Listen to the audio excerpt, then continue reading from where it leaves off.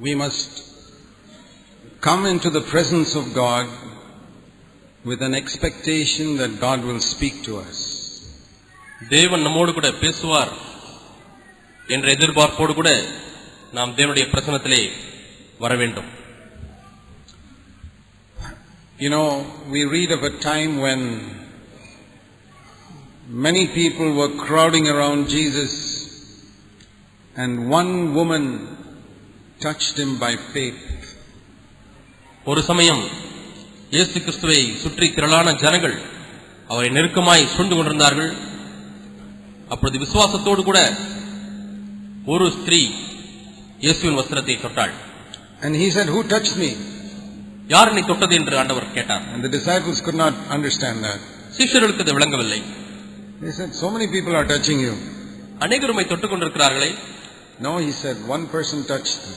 இல்லை, யாரோ ஒருவர் என்னை தொட்டார்.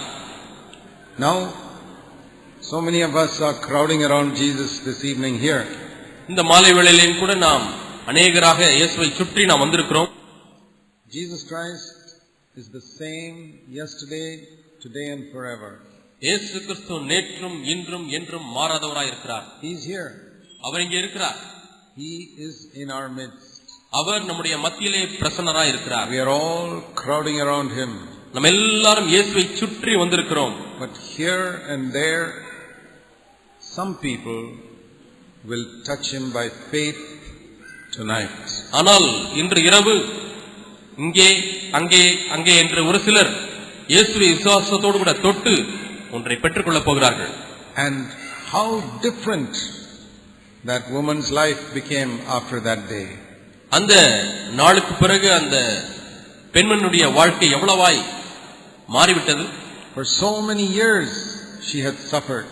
அநேக ஆண்டுகளாக அவள் அந்த நோய் நிமித்தமாய் பாடுபட்டாள். But that day her life was changed. அந்த நாளிலே அவளுடைய வாழ்க்கை மாறியது.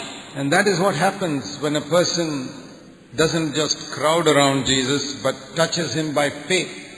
இயேசுவை சுற்றி வருவதல்ல, ஆனால் விசுவாசத்தினாலே இயேசுவை தொடும் பொழுது எந்த ஒரு மனிதனுக்கும் இப்படித்தான் நடக்கிறது. I think all those people that day in the road respected Jesus. அன்றைக்கு அந்த நாளிலே இருந்த எல்லா ஜனங்களும் அந்த சாலையிலே இருந்தவர்கள் எல்லாரும் இயேசுவை மதித்தார்கள். But they got nothing. ஆனால் அவர்கள் ஒன்றும் பெற்றுக்கொள்ளவில்லை. You may also respect Jesus this evening and you can go away as empty as you came. இந்த மாலை வேளையிலும் கூட நீங்கள் இயேசுவை மதித்து வந்திருக்கலாம், ஆனால் நீங்கள் வந்த வண்ணமாகவே வெறுமையாக திரும்பி போக முடியும். But if you want to receive something, you must come in faith. ஏதாவது ஒன்றை பெற்றுக்கொள்ள வேண்டுமானால் விசுவாசத்தோடு கூட நீ வர வேண்டும். And touch him by faith. அவரை விசுவாசத்தினாலே தொட வேண்டும். And say, "Lord, I believe you are going to do something for me." ஆண்டவரே, நீர் எனக்கென்று ஒன்றை செய்ய போகிறீர் என்று நான் விசுவாசிக்கிறேன் என்று சொல்லுங்கள். I have a need in my life. என்னுடைய வாழ்க்கையிலே ஒரு தேவை இருக்கிறது. And you are going to meet that need tonight. இன்றைக்கு நீர் அந்த தேவையை சந்திக்க போகிறீர். You know what that woman said that day? அந்த நாளிலே அந்த ஸ்திரீ என்ன சொன்னாள் தெரியுமா? I have this tremendous problem that nobody could help me. யாரும் எனக்கு உதவி செய்ய முடியவில்லை, அவ்வளவு பெரிய பிரச்சனை எனக்கு இருந்தது. No doctor, no preacher. எந்த மருத்துவரும் எந்த பிரசங்கியாரும் எனக்கு உதவி செய்ய முடியவில்லை. But I know that if I touch the hem of his garment, I will be whole. அவருடைய வஸ்திரத்தின் ஓரத்தையாவது நான் தொட்டால் நான் சுகமாவேன் என்பதை நான் அறிந்திருக்கிறேன் என்று சொன்னாள். And she got it. அவளுக்கு அது கிடைத்தது. There was never a person who did not get what they wanted when they came in faith. விசுவாசத்தினாலே வரும்பொழுது ஒன்றுமே கிடைக்கவில்லை என்று சொல்லக்கூடிய ஒரு நபர் கூட இல்லை. Everybody gets what they want when they come in faith. விசுவாசத்தினாலே வரும்பொழுது என்ன தேவையுள்ளவர்களாய் வந்தார்கள் அதை பெற்றுக்கொண்டுதான் சென்றார்கள். Not even one person in Jesus' earthly lifetime missed something if they came in faith. இயேசு இந்த பூமியிலே வாழ்ந்த நாட்களிலே விசுவாசத்தோடு கூட நான் வந்தேன், ஒன்றையும் பெற்றுக்கொள்ளவில்லை என்று சொல்லுகிற ஒருவன் கூட இல்லை. எல்லாருமே ஒன்றை பெற்றுக்கொண்டுதான் சென்றார்கள். There was not a single problem that Jesus could not solve. இயேசுவால் தீர்க்க முடியாத ஒரு பிரச்சனை கூட இருந்ததில்லை. It was all solved when they came in faith. விசுவாசத்தினாலே வரும்பொழுது அவைகள் எல்லாமே தீர்வை பெற்றுவிட்டன. So I want you to bow your heads for a moment first. இப்பொழுது நாம் ஒரு நிமிடம் நம்முடைய தலைகளை வணங்குவோம். And I want you to exercise faith. இப்பொழுது நீங்கள் விசுவாசத்தை பயிற்சிக்க வேண்டும் என்று விரும்புகிறேன். Will you say, Lord, ஆண்டவரே என்று சொல்வீர்களா? I believe that you are going to meet my need tonight. இன்று இரவிலே நீர் என்னுடைய தேவையை சந்திக்க போகிறீர் என்று நான் நம்புகிறேன். I'm going to touch you. நான் உம்மை தொடப் போகிறேன் ஆண்டவரே. The direction of my life is going to be changed. என்னுடைய வாழ்க்கையின் திசை மாறப் போகிறது ஆண்டவரே. I am going to be healed. I'm going to be whole. நான் சுகமடைய போகிறேன், நான் முழுமையாக்கப்பட போகிறேன் என்று சொல்லுவீர்களா?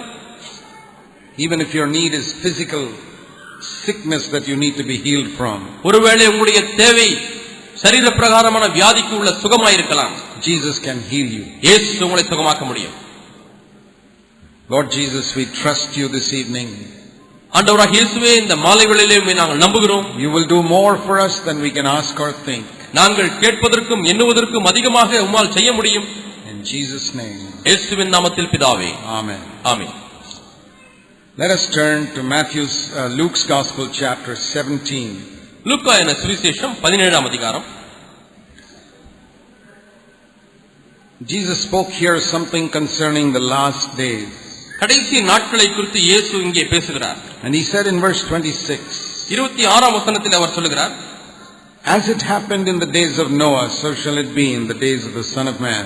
நோவாவின் நாட்களில் நடந்தது போல மனுஷகுமாரனுடைய நாட்களிலும் நடக்கும். They were eating, they were drinking, they were marrying, given in marriage until the day that Noah entered in the ark and the flood came and destroyed them all. Noah பேழைக்குள் பிரவேசித்த நாள் வரைக்கும் ஜனங்கள் புசித்து குடித்தார்கள், பெண் கொண்டு கொடுத்தார்கள், ஜலப்பிரளயம் வந்து எல்லாரையும் அழித்து போட்டது. It was the same as happened in the days of Lot. லோத்தினுடைய நாட்களில் நடந்தது போலவும் நடக்கும். They were eating and drinking and buying and selling and planting and building. But the day that Lot went out, the fire came and destroyed them all. ஜனங்கள் புசித்தார்கள், குடித்தார்கள், கொண்டார்கள், விற்றார்கள், நட்டார்கள், கட்டினார்கள். லோத்து சோதோமை விட்டு புறப்பட்ட நாளிலே வானத்திலிருந்து அக்கினியும் கந்தகமும் வருஷித்து எல்லாரையும் It will be அழித்து just the same in the days of the Son of Man is revealed. மனுஷகுமாரன் வெளிப்படும் நாளிலும் அப்படியே நடக்கும். Jesus gave two examples. இயேசு இரண்டு உதாரணங்களை சொல்லி இருக்கிறார். Both were examples of people who escaped judgment. அந்த இரண்டு உதாரணங்களிலுமே நியாய தீர்ப்புக்கு தப்பின மக்களை குறித்து சொல்லுகிறார். One was Noah, ஒன்று நோவா, one was Lot. இன்னொருவன் லோத்து. One is a picture of a wholehearted radical disciple, Noah. Noah யாரை குறிக்கிறான் என்று சொன்னால் முழு இருதயமுடைய தீவிரமான ஒரு சீஷனை குறிக்கிறான். And the other is a picture of a half-hearted disciple, a half-hearted believer who's not accomplished anything in his life. தன்னுடைய வாழ்க்கையில் எதையுமே சாதிக்காத அரைகுறையான விசுவாசியை தான் லோத்து சித்தரிக்கிறான். But because he's a believer, he escapes judgment. ஆனால் அவன் விசுவாசியா இருந்தபடினாலே நியாய தீர்ப்புக்கு தப்பிக்கொண்டான். When Jesus comes again, இயேசு மீண்டுமாய் வரும்பொழுது there will be these two types of people. அப்பொழுது இந்த இரண்டு கூட்ட ஜனங்கள் இருப்பார்கள். And all of you sitting here are one of these two types. இங்கே உட்கார்ந்து இருக்கிற நீங்கள் எல்லாரும் இந்த இரண்டு கூட்டங்களிலே ஒரு கூட்டத்திலே இருக்க போகிறீர்கள். You are like Noah or you are like Lot. ஒன்று நீங்கள் நோவாவை போல இருக்கலாம் அல்லது லோத்துவை போல இருக்கலாம். You may escape judgment. நீங்கள் நியாய தீர்ப்புக்கு தப்பிக்கொள்ளலாம். You may go to heaven. நீங்கள் பரலோகத்துக்கு போகலாம். But you will go to heaven with a lot of regret if you are like Lot. ஆனால் லோத்தை போல நீங்கள் இருப்பீர்கள் என்று சொன்னால் அதிக வருத்தத்தோடு கூட துக்கத்தோடு கூட தான் நீங்கள் பரலோகத்தில் இருப்பீர்கள். Or you can go with tremendous joy into the kingdom of God like Noah. அல்லது நோவாவை போல மிகுந்த சந்தோஷத்தோடு கூட தேவனுடைய ராஜ்யத்திற்கு நீங்கள் போக முடியும். The apostle Peter prayed that we would have an abundant entrance into God's kingdom. தேவனுடைய ராஜ்யத்துக்குள்ளாக நமக்கு பரிபூர்ண பிரவேசம் உண்டாயிருக்கும் என்று அப்போஸ்தலனாகிய பேதுரு சொல்கிறார். Not an ordinary entrance, சாதாரண ஒரு நுழைவு அல்ல, but an abundant entrance. ஆனால் பரிபூர்ணமான பிரவேசம் என்று சொல்கிறார். In 2 Peter chapter 1 verse 11, 2 பேதுரு 1ஆம் அதிகாரம் 11ஆம் வசனத்தில் அதை குறித்து வாசிக்கிறோம். he says in verse 10, be diligent to practice these things that I am telling you. நான் உங்களுக்கு போதிக்கிற காரியங்களை நீங்கள் நடைமுறைப்படுத்துவதற்கு ஜாக்கிரதையா இருங்கள் என்று சொல்கிறார். In that way, இது மூலமாக verse 11, the entrance into the eternal kingdom of our Lord and Savior Jesus Christ will be abundantly supplied to you. நம்முடைய கர்த்தரும் இரட்சகருமாகிய இயேசு கிறிஸ்துவின் நித்திய ராஜ்யத்துக்கு உட்படும் பிரவேசம் உங்களுக்கு பரிபூர்ணமாய் அளிக்கப்படும் என்று 2 பேதுரு 1:11 சொல்கிறார். You can have an ordinary entrance or abundant entrance. உங்களுக்கு சாதாரண ஒரு பிரவேசமும் கிடைக்கும் அல்லது பரிபூர்ணமான ஒரு பிரவேசம். That depends on whether you are living like Noah today or like Lot. அது எதை பொறுத்திருக்கிறது என்றால் இன்றைக்கு நீங்கள் நோவாவை போல வாழ்கிறீர்களா அல்லது லோத்தை போல வாழ்கிறீர்களா? Some people only want to go to heaven when they die. ஒரு சில ஜனங்கள் எப்படியாவது செத்து போனால் பரலோகத்துக்கு போனால் போதும் என்று சொல்கிறார்கள். They are like Lot. அவர் லோத்தை போல இருக்கிறார். He escaped judgment. Lot நியாயத்தீர்ப்புக்கு தப்பிக்கொண்டான். But he lost his family. ஆனால் தன்னுடைய குடும்பத்தை அவன் இழந்து விட்டான். Noah escaped judgment. நோவாவும் தண்டனைக்கு தப்பித்துக் கொண்டான். But he saved his family. ஆனால் அவனோ தன்னுடைய குடும்பத்தை ரட்சித்துக் கொண்டான். There's a lot of difference between these two people. இந்த இரண்டு ஜனங்களுக்கும் எவ்வளவு வித்தியாசங்கள் இருக்கிறது. One lived wholeheartedly for God all his days. ஒருவன் தன்னுடைய வாழ்நாள் முழுவதுமாய் முழு இருதயமாய் தேவனுக்கென்று வாழ்ந்தான். And Noah has already been in heaven now for 2000 years. For 4000 years. கிட்டத்தட்ட 4000 ஆண்டுகளாக இன்றைக்கு நோவா பரலோகத்தில் இருந்து கொண்டிருக்கிறார். And I don't know where Lot is, but if he is there also. Lot எங்கே இருக்கிறான் எனக்கு தெரியவில்லை, ஆனால் லோத்தும் அங்கே இருக்கிறான் என்று நான் நம்புகிறேன். But can you imagine how happy Noah has been in heaven for 4000 years because he lived for God on earth. தேவனுக்கென்று இந்த பூமியில வாழ்ந்தபடினாலே நோவா எவ்வளவு சந்தோஷமுடனாய் இந்த 4000 ஆண்டுகள் பரலோகத்தில் இருந்திருப்பான் என்று நீங்கள் கற்பனை செய்து பார்க்க முடியுமா? Even if Lot went to heaven, can you imagine how sorry he is in heaven for 4000 years? He is sorry. He's saying, I wish I have lived wholeheartedly for God on earth. லோத்து பரலோகத்துக்கு போயிருந்தாலும் கூட இந்த 4000 ஆண்டுகளாக அவன் எவ்வளவு துக்கத்தோடு கூட இருந்திருப்பான். ஐயோ நான் பூமிக்குரிய வாழ்நாளிலே முழுவதுமாய் வாழ்ந்திருந்தால் எவ்வளவு நலமாய் இருந்திருக்கும் என்று எண்ணியிருப்பான். Jesus took these two examples to warn us. நமக்கு எச்சரிப்பாக இயேசு இந்த இரண்டு உதாரணங்களை சொல்கிறார். You may escape judgment. நீங்கள் நியாயத்தீர்ப்புக்கு ஒருவேளை தப்பித்துக் But if you are only happy with that, அதில் மட்டுமே நீங்கள் சந்தோஷமுள்ளவர்களாக you are இருப்பீர்கள். going to have tremendous regret when you enter heaven. பரலோகத்துக்கு போகும்போது உங்களுக்கு மிகுந்த வருத்தம் உண்டாயிருக்கும். Do you want to go like that?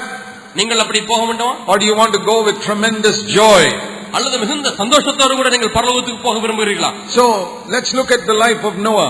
ஆகவே நாம் நோவாவின் வாழ்க்கையை நாம் பார்ப்போம். Because there is it's not only that the last days will be like the days of Noah. கடைசி நாட்கள் நோவாவின் காலங்களைப் போல இருக்கும் என்று மட்டுமல்ல, the world is going to be wicked like Noah's time. நோவாவின் காலத்தில் இருந்தது போல இந்த பூமியும் பொல்லாப்பினாலே நிறைந்திருக்கும். And in Noah's time, when Noah preached about rain coming, nobody believed it. நோவாவின் காலத்திலே மழை வரும் என்று அவன் பிரசங்கித்த பொழுது யாருமே அதை விசுவாசிக்கவில்லை. Because there had been no rain on the face of the earth up to that time. ஏனென்றால் அந்த நாள் வரைக்கும் இந்த பூமியிலே மழையே பெய்யாதிருந்தது. We read in Genesis 2 verse 5 that no rain came in the earth in those days. அந்த நாட்களிலே பூமியிலே மழை பெய்யாதிருந்தது என்று ஆதியாகமம் 2ஆம் அதிகாரம் 5ஆம் வசனத்திலே வாசிக்கிறோம். But the Lord used to water the earth from a mist that rose up from the ground. அங்கே தரையிலிருந்து எழும்பினதான அந்த பனினாலே தான் தேவன் பூமியை நிரப்பினார், நனைத்தார். There was no rain those days. அந்த நாட்களிலே மழை பெய்யவில்லை. For nearly 2000 years. கிட்டத்தட்ட 2000 ஆண்டுகளாக. And Noah preached there's going to be rain. மழை வரப்போகிறது என்று Noah பிரசங்கித்தார். Of course nobody believed it. அதை யாருமே விசுவாசிக்கவில்லை. But we see how God prepared Noah to be this type of man. ஆனால் அவன் இப்படிப்பட்ட மனிதனாக இருக்கும்படியாக தேவன் எப்படி அவனை ஆயத்தப்படுத்தினார் என்று பாருங்கள். Those were days when there was tremendous evil on the earth. அந்த நாட்களிலே இந்த பூமியானது பொல்லாப்பினாலே தீமையினாலே நிறைந்திருந்தது. We read in Genesis chapter 6. ஆதியாகமம் 6ஆம் அதிகாரத்திலே நாம் வாசிக்கிறோம். There was a lot of wickedness on the earth in verse 5. 5ஆம் வசனத்திலே பார்க்கிறோம், இந்த பூமியானது பொல்லாப்பினாலே நிறைந்திருந்தது, அக்கிரமம் பூமியிலே பெருகினது என்று பார்க்கிறோம். There was a lot of sexual sin. பாலியல் பாவம் இருந்தது. And there was a lot of violence and terrorism. பலாத்காரம், தீவிரவாதம், கொடுமையினாலே நிறைந்திருந்தது. We read about sexual sin in verse 4. 4ஆம் வசனத்திலே நாம் இந்த பாலியல் குறித்த பாவத்தை குறித்து வாசிக்கிறோம். Verse 13 we read about violence and terrorism. 13ஆம் வசனத்திலே அங்கே நடந்ததான கொடூரத்தை பற்றியும் தீவிரவாதத்தை குறித்து வாசிக்கிறோம். And that is exactly how the last days are going to be. கடைசி நாட்கள் இப்படித்தான் இருக்கும். A lot of sexual evil, பாலியல் இச்சை சம்பந்தமான பாவம் நிறைந்து காணப்படும். a lot of violence and terrorism. கொடுமையும் தீவிரவாதமும் அதிகரிக்கும். Those are the days you and I are living in now. நீங்களும் நானும் இப்படிப்பட்ட நாட்களிலே தான் வாழ்ந்து கொண்டிருக்கிறோம். And in these days இந்த நாட்களிலே God wants somebody like Noah. நோவாவை போல தேவனுக்கு மக்கள் தேவை. In Sodom and Gomorrah also there was violence and terrorism and sexual evil. சோதம் கொமோராவிலேயும் கூட கொடுமை, தீவிரவாதம், பாலியல் பலாத்காரம் போன்ற பாவங்கள் நிறைந்து காணப்பட்டது. We read of tremendous immorality in Sodom. அங்கே ஒழுக்க கேடு சீர்குலைந்து காணப்பட்டது. And those violent men tried to break open Lot's house. லோத்தினுடைய வீட்டை உடைக்கும்படியாக அந்த தீவிரவாதிகள் வந்ததை பார்க்கிறோம். But there was nobody like Noah in Sodom and Gomorrah. ஆனால் சோதம் கொமோராவிலே நோவாவை போல எந்த ஒரு மனிதனும் There was இல்லை. only one compromising half-hearted man called Lot. அங்கே ஒரு ஒத்துப்போகிற அரைகுறையான கிறிஸ்தவனை போல இருக்கிற who could not be a witness for God in Sodom. அவன் சோதோமிலே தேவனுக்காக ஒரு சாட்சியாக வாழ முடியவில்லை. He was not even a witness to his own family. தன்னுடைய சொந்த குடும்பத்துக்கு கூட அவன் சாட்சியாக வாழ He முடியவில்லை. lost his wife. தன்னுடைய மனைவியை இழந்தான். His sons-in-law laughed at him. அவனுடைய மருமகன்மார்கள் அவனை பார்த்து And நகைத்தார்கள். he could not save a single person there. அங்கே ஒரு நபரை கூட அவனால ரட்சிக்க But முடியவில்லை. he could not even be a witness for God there. அங்கே தேவனுக்காக ஒரு சாட்சியாக கூட அவனால் இருக்க முடியவில்லை. Because he lived for money. ஏனென்றால் அவன் பணத்துக்காக வாழ்ந்தான். Remember that. ஞாபகத்திலே வைத்துக் கொள்ளுங்கள். Lot is a picture of a believer who is born again but who lives for money. லோத்து யாருக்கு ஒப்பா இருக்கிறான் என்று சொன்னால் மறுபடியும் பிறந்த ஒரு விசுவாசி கிறிஸ்தவன், ஆனால் பணத்துக்காக வாழக்கூடியவனுக்காக இருக்கிறான். Interested in earthly things, பூமிக்குரிய காரியங்களிலே தான் அவனுக்கு விருப்பம். interested in material prosperity, பொருளாதார ஆசீர்வாதத்திலே மட்டுமே அவனுக்கு விருப்பம். and who is not interested in being a witness for God. தேவனுக்கு என்று சாட்சியாக இருப்பதிலே அவனுக்கு விருப்பம் இல்லை. And what was the result? அதனுடைய விளைவு என்ன? If his uncle Abraham had not prayed for him, he would have been lost. Abraham மட்டும் லோத்துக்காக ஜெபிக்காவிட்டால் அவன் அங்கே அழிந்து போயிருந்திருப்பான். The Bible says in Genesis 19, ஆதியாகமம் 19ஆம் அதிகாரத்திலே வேதம் சொல்லுகிறது these words. இந்த வார்த்தைகளை சொல்லுகிறது. Genesis chapter 19. ஆதியாகமம் 19ஆம் அதிகாரம். We read about Lot about to be destroyed in that city. அந்த பட்டணத்திலே லோத்து அழிக்கப்படுகிற அந்த பட்டணம் அழிக்கப்படுகிறதை குறித்து வாசிக்கிறோம். Chapter 19, we read that the angels went into Sodom and Gomorrah. 19ஆம் அதிகாரத்திலே தூதர்கள் சோதோம் குமோரா பட்டணத்துக்குள்ளாக போகிறார்கள். And they told Lot, லோத்தை பார்த்து pick up your children, the Lord is about to destroy this city, in verse 13. 13ஆம் வசனத்திலே இந்த ஸ்தலத்தை அழிக்க போகிறார் தேவன், ஆகவே உன்னுடைய பிள்ளைகளையும் உன்னுடைய குமார்த்திகளை எல்லாம் நீ கூட்டிக் கொண்டு வெளியே வா என்று சொல்கிறார். And that is how he escaped. அப்படித்தான் அவன் தப்பித்தான். God saved him only because his uncle prayed for him. அவனுடைய சொந்தக்காரரான ஆபிரகாம் ஜெபித்தபடினாலே மட்டுமே ஆண்டவர் அவனை பாதுகாத்தார். But when it comes to Noah, Noah காரியத்திலே வரும்பொழுது it was so different. வித்தியாசமாக இருக்கிறது. I want you to see how different Noah was a witness in the world compared to what Lot was. லோத்து இருந்ததை காட்டிலும் நோவா இந்த உலகத்தில் எப்படி ஒரு சாட்சியாக வாழ்ந்தான் என்கிற வித்தியாசத்தை நீங்கள் பார்க்க வேண்டும். And I told you, everybody sitting here is either like Noah or like Lot. இங்கு உட்கார்ந்து இருக்கிற ஒவ்வொருவரும் ஒன்று நீங்கள் லோத்தை போல இருக்கிறீர்கள் அல்லது நோவாவை போல இருக்கிறீர்கள். You can either say, I believe in Jesus, I'm going to heaven, so I'm all right.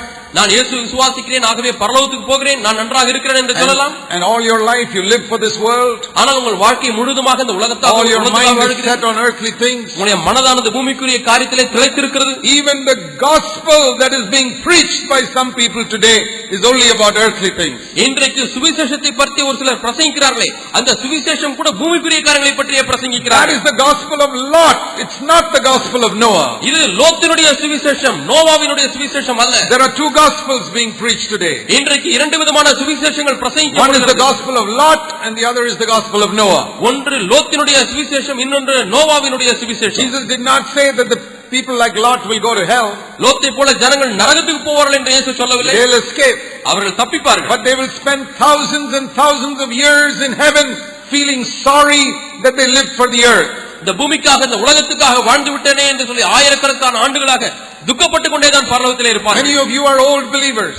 நீங்கள் வயது முதிர்ந்த விசுவாசிகளே. You have been believers for maybe 30-40 years. நீங்கள் ஒருவேளை 30-40 ஆண்டுகளாக விசுவாசிகளாக வாழ்ந்து கொண்டிருக்கலாம். நான் உங்களை கேட்கிறேன், what have you lived for these 30-40 years? இந்த 30-40 ஆண்டுகளாக எதற்காக நீங்கள் வாழ்ந்தீர்கள்? I have been a believer for 45 years. நான் 45 ஆண்டுகளாக விசுவாசியாக இருந்திருக்கிறேன். I know what I have lived for. நான் எதற்காக வாழ்ந்தேன் என்று எனக்கு தெரியும். That's why I have got some authority to speak to you. ஆகவே தான் உங்களிடத்தில் பேசுவதற்கு எனக்கு அதிகாரம் இருக்கிறது. What have you lived for? நீங்கள் எதற்காக வாழ்ந்தீர்கள்? Have you been like Lot? நீங்கள் லோத்தை போல இருந்தீர்களா? Who saw the attractive things of Sodom and went there? சோதோமிலே அங்கே கவர்ச்சிகரமான காரியங்களை பார்த்து அங்கே போய் வாழ தீர்மானித்தான். Happy that you will somehow be saved. எப்படியோ ரட்சிக்கப்பட்டு விடுவேன், பாதுகாக்கப்பட்டு விடுவேன் என்று சொல்லி சந்தோஷமாக இருக்கிறார். Jesus used that example. இயேசு இந்த உதாரணத்தை பயன்படுத்தினார். And he used the example of Noah. நோவாவினுடைய உதாரணத்தையும் பயன்படுத்தினார். So those who want to be like Lot, லோத்தை போல இருக்க விரும்புகிறவர்கள், I have no message to preach to you. அவர்களுக்கு பிரசங்கிப்பதற்கு எனக்கு செய்தியே இல்லை. There are many other people today preaching that prosperity gospel. You can go and listen to them. இன்றைக்கு நீங்கள் பொருளாதாரத்தில் வளரலாம் என்று சொல்லக்கூடியதான செழிப்பின் உபதேசங்களை பிரசங்கிக்கிறவர்கள் இருக்கிறார்கள். அவர்களுக்கு போய் செவி கொடுங்கள். They'll tell you how to get more money and do better in your business and how to get a better house and a better car. எப்படி நல்ல வீடு வாங்கலாம், எப்படி நல்ல கார் வாங்கலாம், எப்படி நீங்கள் தொழிலிலே சிறக்கலாம், எப்படி பணம் சம்பாதிக்கலாம் என்று அவர்கள் சொல்லிக் That is கொடுப்பார்கள். the gospel of Lot. அது லோத்தினுடைய I'll சுவிசேஷம். preach to you the gospel of Noah, நான் உங்களுக்கு நோவாவின் சுவிசேஷத்தை which பிரசங்கிக்கிறேன். will tell you how you can overcome your anger, எப்படி உடைய கோபத்தை நீ how you can மேற்கொள்ளலாம், overcome your sexual lust, எப்படி பாலியல் இச்சையை நீ மேற்கொள்ளலாம் என்று how you can overcome your bitterness, எப்படி கசப்பை மேற்கொள்ளலாம், how you can overcome the world, எப்படி உலகத்தை how you மேற்கொள்ளலாம், can put the devil under your feet, எப்படி பிசாசை காலின் கீழாக மிதிக்கலாம், how you can live like Jesus on this earth, எப்படி இயேசுவை போல இந்த பூமியிலே நீ வாழ how முடியும், you can live like Paul and Peter and John, எப்படி பவுல் பேதுரு யோவானை போல வாழ முடியும், and spend thousands of years in the presence of God rejoicing that you live for God on this earth. ஆயிரக்கணக்கான ஆண்டுகள் தேவ சமூகத்திலே நின்று நான் தேவனுக்காக வாழ்ந்தேன் என்று சந்தோஷிக்க முடியும். So if you have a year to hear that gospel, listen. இந்த சுவிசேஷத்தை கேட்பதற்கு உங்களுக்கு காதுகள் இருந்தால் தயவு செய்து கேளுங்கள். Noah began his life seriously from the time he was very young. Noah மிகவும் சிறியவனாய் இருந்த பொழுதே சீரியஸாய் அவன் வாழ ஆரம்பித்தான். There is a message from Noah for little children, சிறு பிள்ளைகளுக்கு நோவாவின் வாழ்க்கையிலிருந்து ஒரு செய்தி உண்டு, for young people, வாலிபர்களுக்கு செய்தி உண்டு, for grown up people, வளர்ந்தவர்களுக்கு செய்தி உண்டு, for wives, மனைவிமார்களுக்கு செய்தி உண்டு, daughters, மகள்களுக்கு செய்தி உண்டு, sons, மகன்களுக்கு செய்தி உண்டு, daughters-in-law, மருமக்கள்மார்களுக்கு செய்தி உண்டு, preachers. பிரசங்கியாருக்கு செய்தி உண்டு. In this message of Noah, there is a message for everybody. இந்த நோவாவின் செய்தியிலே எல்லாருக்கும் செய்தி உண்டு. So if you have ears to hear, listen. ஆகவே காது உள்ளவர்கள் செவி கொடுங்கள். Noah was born to a man called Lamech. லாமேக்கு என்பவனுக்கு தான் நோவா மகனாக You read பிறந்தான். about in Genesis 5 verse 28. ஆதியாகமம் 5ஆம் அதிகாரம் 28ஆம் வசனத்திலே அதை குறித்து வாசிக்கிறோம். His father's name was Lamech. நோவாவினுடைய அப்பாவின் பேர் லாமேக். His grandfather's name was Methuselah. அவனுடைய தாத்தாவின் பெயர் Methuselah. Methuselah's father's name was Enoch. மெத்தூசலாவினுடைய தகப்பன் பெயர் ஏனோக்கு. Enoch walked with God for 300 years. We read in verse 22 of Genesis 5. ஆதியாகமம் 5ஆம் அதிகாரம் 22ஆம் வசனத்திலே வாசிக்கிறோம், 300 வருஷம் ஏனோக்கு தேவனோடு கூட சஞ்சரித்தான். And then God took him up to heaven. He never died. அவன் மரிக்கவே இல்லை, தேவன் அவனை உயிரோடு பரலோகத்தில் எடுத்துக்கொண்டார். He was the first man to walk with God. தேவனோடு கூட நடப்பதற்கு அவன்தான் முதல் மனிதன். Adam was living those days. அந்த நாட்களில் ஆதாம் உயிரோடு வாழ்ந்து கொண்டிருந்தான். And Enoch must have talked with Adam for about 100-200 years. ஏனோக்கு ஆதாமோடு கூட கிட்டத்தட்ட 100-200 ஆண்டுகள் பழகி இருந்திருப்பான், பேசி இருந்திருப்பான். And he must have asked Adam, ஆதாமை கேட்டிருந்திருப்பான், how is it when you walked in Eden with God? ஆதாமே, நீ ஏதேன் தோட்டத்திலே தேவனோடு கூட நீ நடந்தாயே, உனக்கு எப்படி இருந்தது என்று கேட்டிருந்திருப்பான். Adam would have said, Adam சொல்லியிருந்திருப்பான், I was there only for 1 or 2 days, but those are the best days of my life. ஏதோ ஒரு நாள் அல்லது 2 நாள் தான் அந்த ஏதேன் தோட்டத்தில் தேவனோடு கூட இருந்திருப்பேன், ஆனால் வாழ்க்கையிலே மிகவும் நேர்த்தியான சிறப்பான நாட்கள் அவைகள் தான் என்று சொல்லியிருந்திருப்பான். I was a stupid fool to listen to my wife. என் மனைவி பேச்சை கேட்கறதுக்கு நான் ரொம்ப முட்டாளா இருந்துட்டேன். And both of us were out. நாங்க 2 பேருமே அங்கிருந்து வெளியே போயிட்டோம். And Enoch heard that. எனக்கு அதை கேட்டான். And he wondered, அவன் ஆச்சரியப்பட்டான். is it possible for a man to walk with God outside of Eden like Adam walked with God inside of Eden? ஆதாம் ஏதேன் தோட்டத்துக்குள்ளாக தேவனோடு கூட நடந்தது போல ஏதேன் தோட்டத்துக்கு வெளியே ஒரு மனிதன் தேவனோடு கூட நடக்க முடியுமா என்ற ஒரு கேள்வி அவனுக்குள்ளாக எழுந்தது. And he began to ask this question இந்த கேள்வி அவன் கேட்க ஆரம்பித்தான். after his son Methuselah was born. Methuselah என்கிற தன்னுடைய மகன் பிறந்த பிறகு For 65 years he had no children. 65 வருஷமாக அவனுக்கு பிள்ளைகள் இல்லை. He prayed and prayed. You know, if you don't have children by the time you're 65, you really begin to pray. 65 வயசாகி உங்களுக்கு பிள்ளை இல்லைன்னா கண்டிப்பா நீங்க ஜெபிக்க ஆரம்பிச்சிருவீங்க. And he began to pray. ஆக ஏனோக்கு ஜெபிக்க ஆரம்பித்தான். And as he prayed, அவன் ஜெபிக்க God gave him a revelation. தேவன் அவனுக்கு ஒரு வெளிப்பாட்டை கொடுத்தார். I'm going to give you a son, Enoch. ஏனோக்கே, உனக்கு நான் ஒரு மகனை கொடுக்க Enoch போறேன். was a godless man. ஏனோக்கு அப்பொழுது தேவனற்ற ஒரு மனிதனாய் He had இருந்தான். no interest for 65 years. 65 ஆண்டுகளாக தேவனிலே அவனுக்கு விருப்பம் இல்லாதவனாய் இருந்தான். Then when he was praying, God spoke to him. அவன் ஜெபிக்கும் பொழுது தேவன் அவனோடு கூட பேசினார். You know, even godless people sometimes come to need and they begin to pray. தேவனற்ற ஜனங்களும் கூட தங்களுடைய வாழ்க்கையிலே ஒரு குறிப்பிட்ட தேவை வரும்பொழுது அவர் ஜெபிக்க ஆரம்பிக்கிறார்கள். God speaks to such people. அப்படிப்பட்டவரோடு கூட தேவன் பேசுகிறார். God told Enoch, ஏனோக்கை பார்த்து தேவன் சொன்னார், I'm going to give you a son. நான் உனக்கு ஒரு மகனை கொடுக்க போகிறேன். And you must name him Methuselah. அவனுக்கு மெத்துசலா என்ற பெயரை நீ கொடுக்க வேண்டும். Methuselah means மெத்துசலா என்றால் when he dies the flood will come. அவன் மரிக்கும் பொழுது வெள்ளம் வந்துவிடும். When he dies the judgment will come. அவன் மரிக்கும் பொழுது நியாய தீர்ப்பு வந்துவிடும். When he dies, it will come. அவன் மரிக்கும் பொழுது இது நடக்கும். He did not know what exactly it was, but he knew some type of judgment will come when this little child of mine dies. அது என்ன என்று அவனுக்கு அவ்வளவாக விளங்காவிட்டாலும் ஏதோ என்னுடைய மகன் வளர்ந்து மரிக்கும் பொழுது ஏதோ ஒரு விதமான தேவனுடைய நியாய தீர்ப்பு வரும் என்று மாத்திரம் அறிந்திருந்தான். And that brought a fear into ஏனோக்கினுடைய வாழ்க்கைக்குள்ளாக ஒரு பயத்தை கொண்டு வந்தது. When a little baby is born, you don't know that it's going to live for 969 years. ஒரு குழந்தை பிறக்கும் பொழுது 969 ஆண்டுகள் உயிரோட வாழும் என்று உங்களுக்கு தெரியாது. He didn't know that. அவனுக்கு அது தெரியாது. He thought it would any day this child will die. இந்த நாளிலேயும் இந்த குழந்தை மரித்து விடும் என்று அவன் எண்ணினான். And every day when he called Methuselah, ஒவ்வொரு நாளும் தன்னுடைய மகனை மெத்துசலாவே ஏப்பா இங்க மெத்துசலா இங்க வா என்று கூப்பிடும்போது he was reminded of judgment. அவன் நியாய தீர்ப்பை குறித்து ஞாபகப்படுத்தப்பட்டான். His name was when he dies it will come. அவன் மரிக்கும் பொழுது அது வரும் என்பதுதான் மெத்துசலா என்ற பெயருக்கு அர்த்தம். Judgment will come. நியாய தீர்ப்பு வரும். Can you imagine having a child like that in your house? உங்களுடைய வீட்டிலே இப்படி ஒரு குழந்தை இருந்தால் கற்பனை செய்து பண்ணி பாருங்க. God has told you when your child dies that's the end of the world. உங்களுடைய மகன் மரிக்கும் பொழுது அதான் உலகத்தின் முடிவு என்று தேவன் உங்களுக்கு சொல்லி இருந்திருப்பாரே. ஆனால் every time that child gets a little fever you will begin to become wholehearted. அந்த குழந்தைக்கு கொஞ்சம் ஜுரம் வந்து விட்டால் ஐயோ மரித்து விடுமோ குழந்தை தேவனுடைய நியாய தீர்ப்பு வந்துடுமோ என்று சொல்லி உங்களுக்கு பயம் வந்து விடும். That's why we read here. ஆகவே தான் நாம் இங்கே வாசிக்கிறோம். Verse 22. 22ஆம் வசனம். After he became the father of Methuselah, Enoch walked with God for 300 years. ஏனோக்கு மெத்துசலாவை பெற்ற பின் 300 வருஷம் தேவனோடு சஞ்சரித்துக் கொண்டிருந்தான். That fear of God, தேவ பயம், that fear of judgment. நியாய தீர்ப்பை குறித்த பயம். And Enoch was the first preacher in the world. உலகத்திலே முதல் பிரசங்கியார் யார் தெரியுமா? ஏனோக்கு. We read in the book of Jude. யூதா புத்தகத்திலே வாசிக்கிறோம். It's the second last book of the Bible.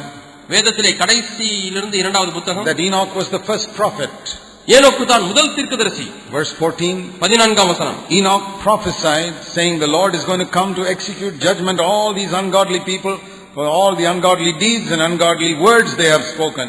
எல்லாருக்கும் நியாய தீர்ப்பு கொடுக்கிறதற்கும் அவர்களில் அவபக்தி உள்ளவர்கள் யாவரும் அவபக்தியாய் செய்து வந்த சகல விதமான அவபக்தியான கிரியைகளின் நிமித்தமும் பேசின கடின வார்த்தைகள் எல்லாவற்றின் நிமித்தமும் தேவன் நியாய தீர்ப்பை கொண்டு வருவார் என்று எனக்கு சொல்லுகிறார். Enoch was the first person who said your ungodly words will also be judged by God. அவபக்தியான வார்த்தைகளும் தேவனாலே நியாயம் தீர்க்கப்படும் என்று சொன்ன முதல் தீர்க்கதரிசி ஏனோக்கு. Even today people don't preach that you have to be careful about your words. இன்றைக்கும் ஜனங்கள் பிரசங்கிப்பதில்லை உங்கள் வார்த்தையை குறித்து நீங்கள் ஜாக்கிரதையாக இருக்க வேண்டும் என்ற பிரசங்களை நீங்கள் கேட்பதில்லை. Jesus said angry words can take you to hell. கோபமாய் நீங்கள் பேசுகிற வார்த்தை உங்களை நரகத்துக்கு கொண்டு செல்லும் என்று இயேசு சொன்னார். Very few believers believe that. ஆனால் ஒரு சில விசுவாசிகள் மட்டுமே இதை விசுவாசிக்கிறார்கள். Many of you sitting here don't believe it because you are like Lot. இங்கே உட்கார்ந்திருக்கிறவங்களில் அநேகர் நீங்கள் அதை விசுவாசிப்பதில்லை. Because you are like Lot. என்றால் நீங்கள் லோத்தை போல இருக்கிறீர்கள். You are just listening to this prosperity gospel and making a lot of money, not careful about your words, not careful about your actions. உங்களுடைய வார்த்தையை குறித்தும் நீங்கள் கவனமாய் இருப்பதில்லை, உங்களுடைய செய்கையை குறித்தும் கவனமாய் இருப்பதில்லை. உங்களுக்கு தேவையானதெல்லாம் செழிப்பின் உபதேசம் தான். I want to warn you. நான் உங்களை எச்சரிக்கிறேன். Enoch preached a gospel of judgment.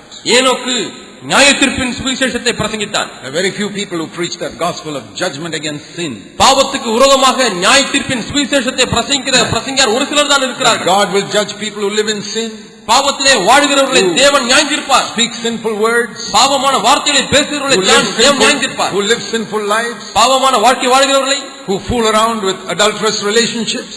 வேசித்தனம் விபச்சாரம் செய்து மக்களை ஏமாற்றுகிறவர்களை, who cheat people with money, பணத்திலே மக்களை ஏமாற்றுகிறவர்களை, who hate people, ஜனங்களை வெறுக்கிறவர்களை, don't forgive others, மற்றவர்களை மன்னிக்காதவர்களை, God will definitely judge all such people even if they call themselves believers. தங்களை விசுவாசிகள் என்று அழைத்துக் கொண்டாலும் கூட தேவன் இப்படிப்பட்டவர்களை கண்டிப்பாக நியாயம் தீர்ப்பார். But Enoch walked with God. ஏனோக்கு தேவனோடு கூட நடந்தான். And then he died. அவன் மரித்தான்.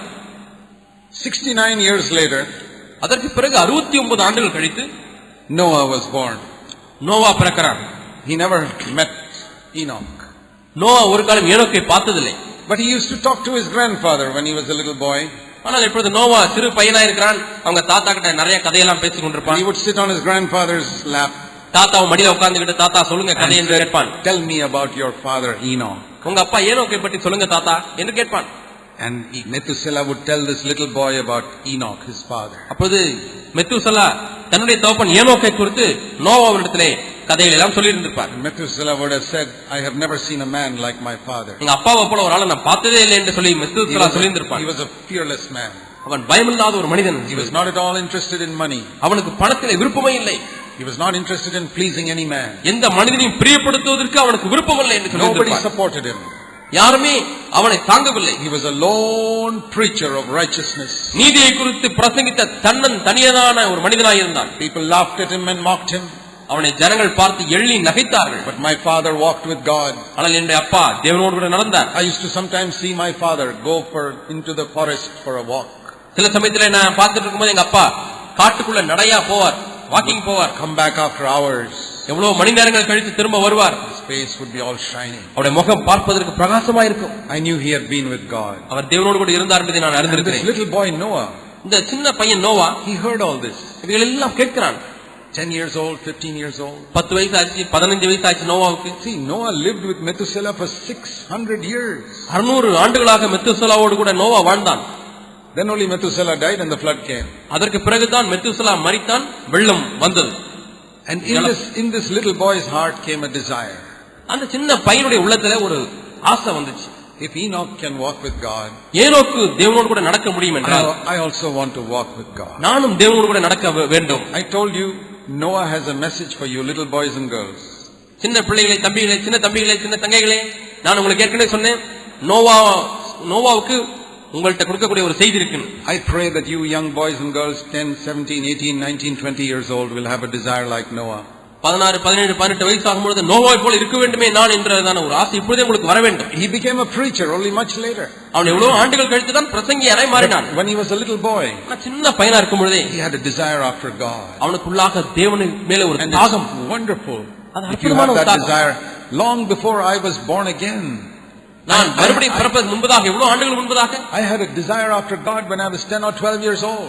நான் 11 வயசு 12 வயசா இருக்கும் பொழுதே நான் தேவன் மேல எனக்கு ஒரு ஆசை இருந்தது. I believe that if you have a little desire after God in your heart, God will have a great plan for your life in the future. அந்த ஆசை உங்கள் உள்ளத்திலே இருக்கு அப்படினா உங்களுடைய எதிர்காலத்தை குறித்து தேவன் ஒரு பெரிய திட்டத்தை வைத்திருக்கிறார். Don't be like Lot, interested in the things of this earth. இந்த பூமிக்குரிய காரியங்களில் விருப்பமாய் இருந்த லோத்தை போல நீங்கள் இருக்க வேண்டாம். But listen to the stories of men who walk with God. தேவனோடு கூட நடந்த மனிதனுடைய கதையை கேளுங்கள்.